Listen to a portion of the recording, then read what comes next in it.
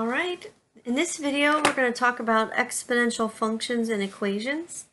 I wanted to point out a couple of patterns that weren't addressed in the other video that I have provided for you. So first I wanted to talk about how to create an exponential function either using a table or using a graph.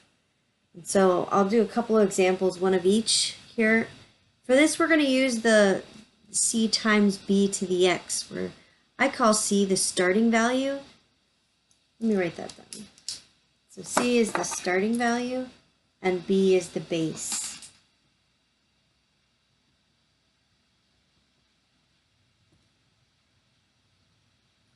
Sometimes it's called the initial value, which would have the same meaning.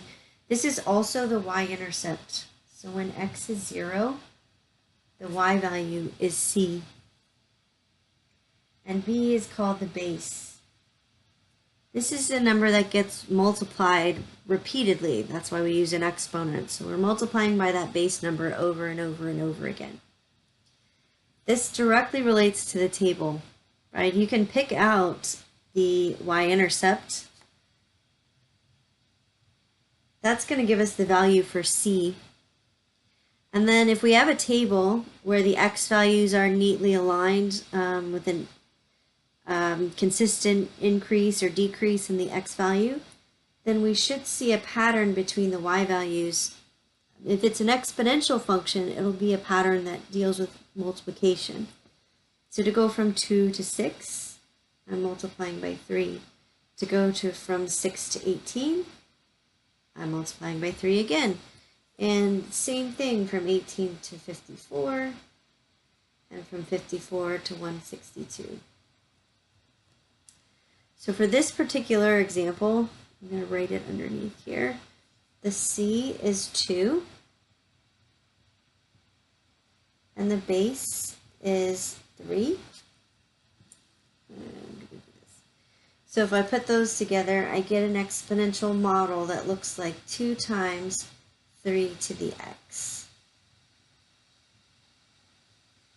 And I could try that out, right? I could plug in one of these numbers for x and evaluate 3 to the third, let's say, which would be 27, times 2, should give me the number I see here for y, which is 54. Okay, now if this number that I'm multiplying by down the line was not the same each time, then these points wouldn't fit exactly on an exponential curve, and I could use my calculator to do an exponential regression. That's a feature that you have on your graphing calculator. Okay, if I wanted to find a formula using the graph, it's kind of the same idea, but this time I don't have as many points, so I can still identify the value for c because I have the y-intercept listed here. So in this example, c is 1.5. And I will need to solve for the base because I don't have the nice consistent pattern that I see here. Although maybe I could pick out some points and kind of work backwards using a table. Instead, I want to show you a different method. So we're going to go ahead and put in the 1.5 in place of the c. But we're going to leave b as a variable since we don't know what b is. If we're given 2 points like this, then we can use the second point to solve for the b. So I'm going to plug in x to be -2 and y to be 6.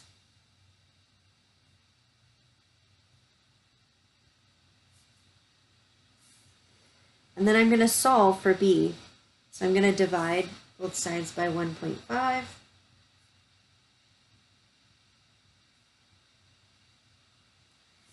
And then b to the -2 power. I can simplify that. Think of it as 1 over b squared.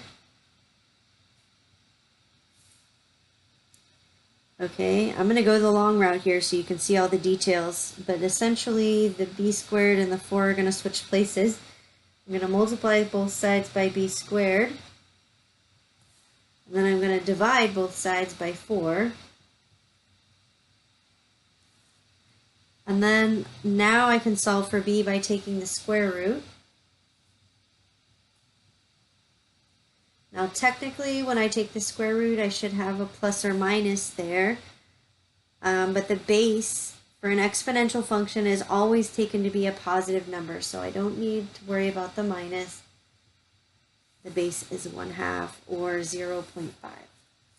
So to put those two together, I'll use decimals since I've already got 1.5 for C. I'll make this 0.5 for the base raised to the x power.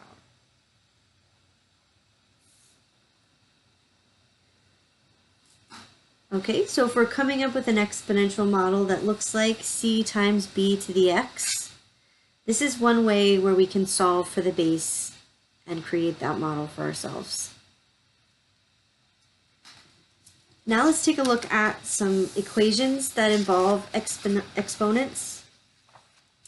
There's two types mentioned in your book. The first type your book calls type 1, and it's making use of this property of exponents that says if I have two exponential expressions that are equal to each other with the same base, if the base is the same, then the exponents must also be the same. So we can solve this type 1 equation by writing both sides with the same base and then setting their exponents equal to one another. So let's try a couple of those. So 27, I know 27 is 3 to the third power.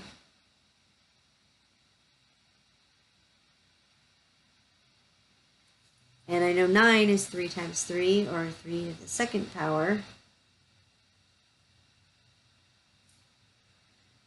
To simplify this a little bit before I use the property above, I have one exponent raised to another exponent.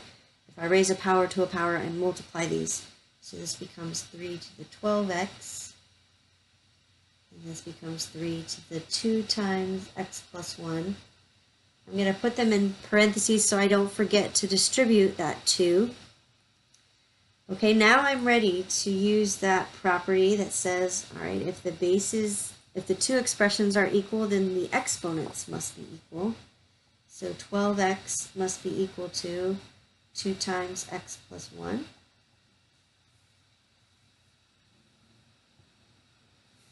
So that means 12x must equal 2x plus 2.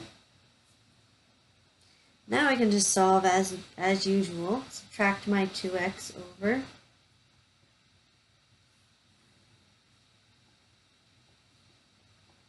And divide by 10.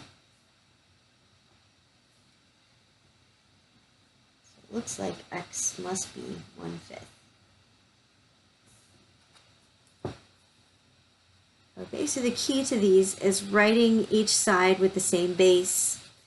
If we can't write each side with the same base, then this really doesn't fit into this type, right? We should be able to do that for a type 1. Let's try one more. This is number 50 from this section in your book. 1/2 and 8 both look like powers of 2 to me. 1/2 is 2 to the negative 1. And 8 is 2 cubed. So just like we did above, we can multiply these exponents to make it a little simpler. And I'm going to leave the parentheses there for the moment.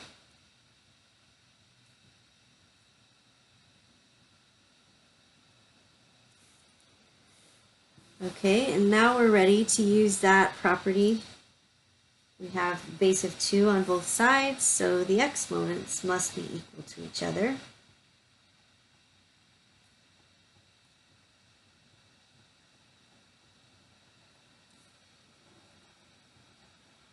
So now we can solve as usual. I'm going to distribute.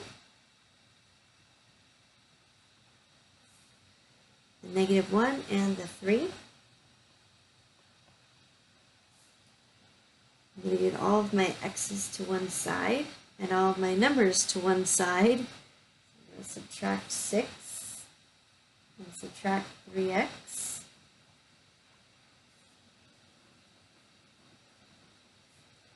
That's going to give me negative 6x equals negative 3. And then I'm going to divide both sides by negative 6.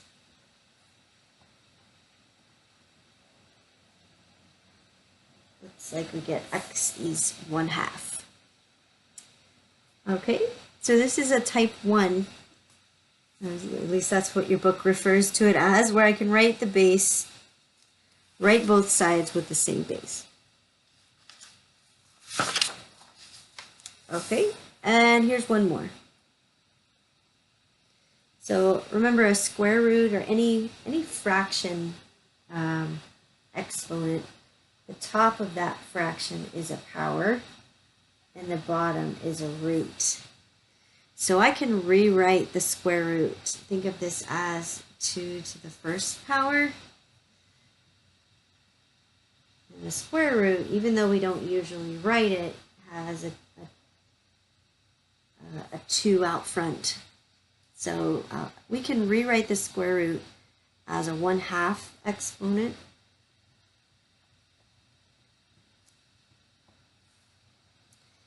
And I can rewrite 1/4 as a power of 2.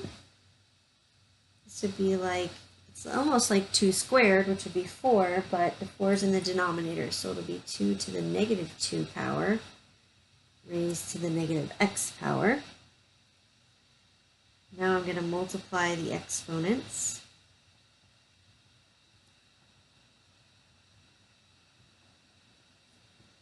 And then I can use that property where I set the exponents equal to each other.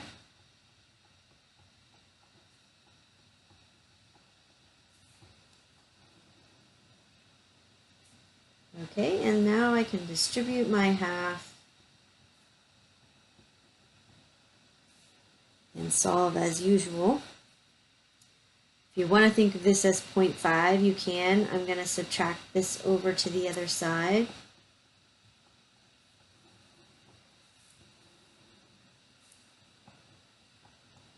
So 2 minus 1/2, you could think of this as 2 minus 0.5, so it'd be like 1.5x, or you could think of this as 4/2 x minus 1/2 x would be 3/2 x.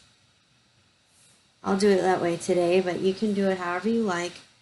Okay, and then we need to remove the 3/2, so to do that I'm going to multiply on both sides by the reciprocal, which would be 2/3.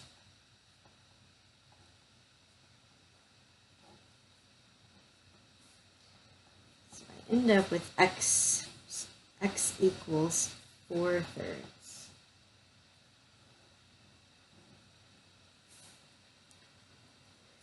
All right, well, I hope this gave you a little sneak peek look at how to write an exponential function based on the table and the graph, and how to solve an exponential equation that is a type 1, where we can write both sides of the equation with the same base. Good luck with these.